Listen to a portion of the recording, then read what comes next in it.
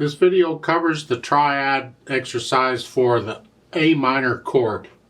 A minor is the relative minor to C major, no sharps or flats. The notes are, well, it's the one chord in A minor. A, C, and an E. We're going to use extended position. So thumbs are playing the A's. In the right hand, it's index and middle finger. Left hand here for the A's, there's going to be fourth finger on the C. I know some people use third. I disagree. I use fourth. I prefer fourth. Beginner portion of this, we're just interested in getting the idea of playing this one octave up and down. We're just kind of getting an idea of the feel because we're spreading out. So we start with a tremolo exercise like we did in the major scale. One note per beat, just up and down one octave. Accent every note and drop the wrist on the accents because this is an important part of this exercise. Just start down here, just go one octave. Just alternate.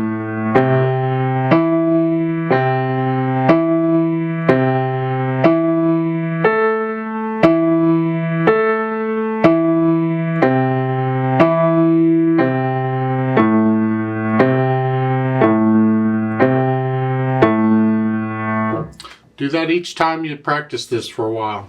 Then go ahead and do the arpeggio up and down one octave, one note per beat, accent, and drop the wrist on each note here.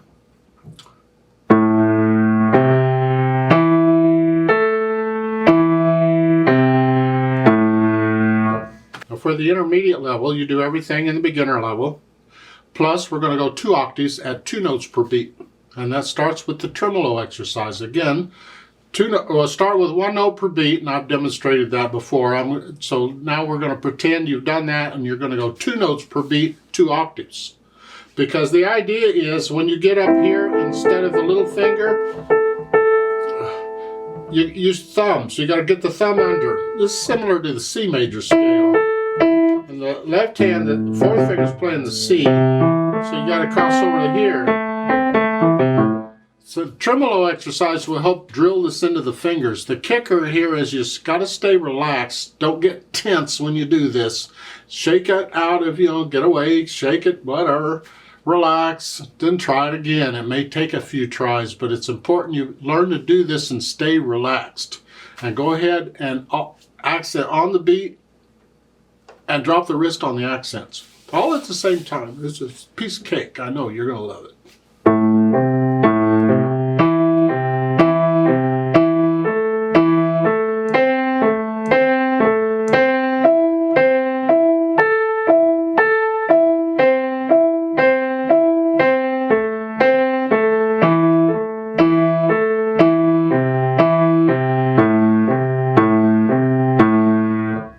Now, I'm not going to demonstrate this whole thing on every video on these arpeggios. I'm just kind of doing it now to give you an idea that this is the pattern we use on all the arpeggio exercises where I talk about doing the tremolo exercise.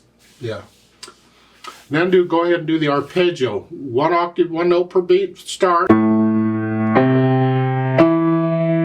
then go up 2 octaves, 2 notes per beat.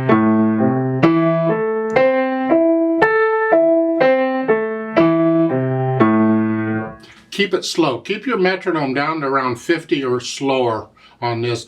Speed is opposite of what we want here. We want really slow. We're drilling it into our muscle memory of what this feels like to play these notes far apart. And you want to play them connected if your hand is big enough. If you got real little hands, you may not be able to do that. You might have to lift up and do that because you can't reach it. But you'll grow into it. It'll happen eventually. Now for the advanced part, you'll do the beginner and intermediate parts. But if you've been doing the tremolo exercise like you're supposed to, then you may not need to do it anymore. You should have a feel of this arpeggio under your fingers. But we're going to do the 1, 2, 3, and 4 octaves. 1, 2, 3, and 4 notes per beat. And yet, for this, you need to start. Here's middle C. You need to start down here. It's over an octave lower. It's here to do this, and it's drop wrist and accent on the beat. It's very important we do that.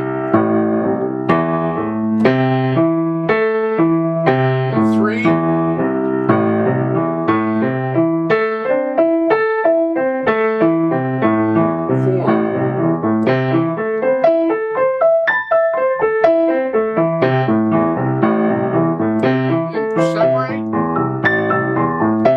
Do the whole pattern, contrary in this. Then do the inversions, and that's important that you do the inversions. And here we're keeping the same fingering. There are other fingerings for these inversions. That's other videos. This video we keep this fingering. So because we're starting here, we're going to start on. You're going to start ring finger and index finger, and just go up. The same pattern: 1, 2, 3, and 4 octaves.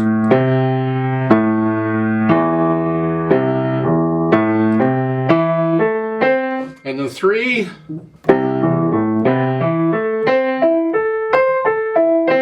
And again, the ring finger is your turnaround finger in the left hand when you go up. If in music, you'd probably use second finger because it's closer, but for this exercise, it's important to use the same fingers you'd use in the arpeggio, which would be the ring finger, the 4th finger here. Keep the fingering the same on each note, unless you use little finger sometimes. Then the 4 octaves and the contrary and parallel, and then do second inversion. Wait, again, because this is the fingering, then we're going to use here and here. Start with these fingers on this note.